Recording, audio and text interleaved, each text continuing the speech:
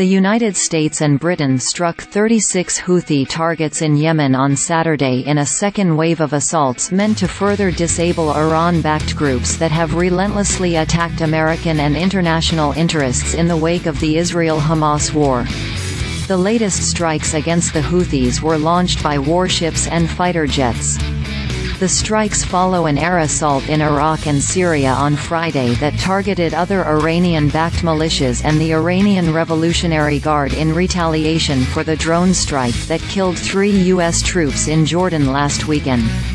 The Houthi targets were in 13 different locations and were struck by USF A-18 fighter jets from the USS Dwight D Eisenhower aircraft carrier and by the USS Gravely and the USS Carney Navy destroyers firing Tomahawk missiles from the Red Sea, the U.S. officials told the Associated Press. They were not authorized to publicly discuss the military operation and spoke on condition of anonymity. The U.S. warned that its response after the soldiers' deaths at the Tower 22 base in Jordan last Sunday would not be limited to one night, one target, or one group. But the Houthis have been conducting almost daily missile or drone attacks against commercial and military ships transiting the Red Sea and Gulf of Aden, and they have made clear that they have no intention of scaling back their campaign. It was not immediately clear whether the Allied assaults would deter them. Defense Secretary Lloyd Austin said in a statement that the military action, with support from Australia, Bahrain, Canada, Denmark, the Netherlands, and New Zealand, sends a clear message to the Houthis that they will continue to bear further consequences if they do not end their illegal attacks on international shipping and naval vessels. He added, "We will not hesitate to defend lives and the free flow of commerce in one of the world's most critical waterways."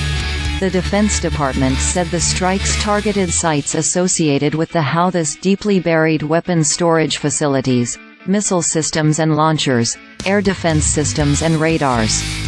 Saturday's strikes marked the third time the U.S. and Britain had conducted a large joint operation to strike Houthi weapon launchers, radar sites and drones.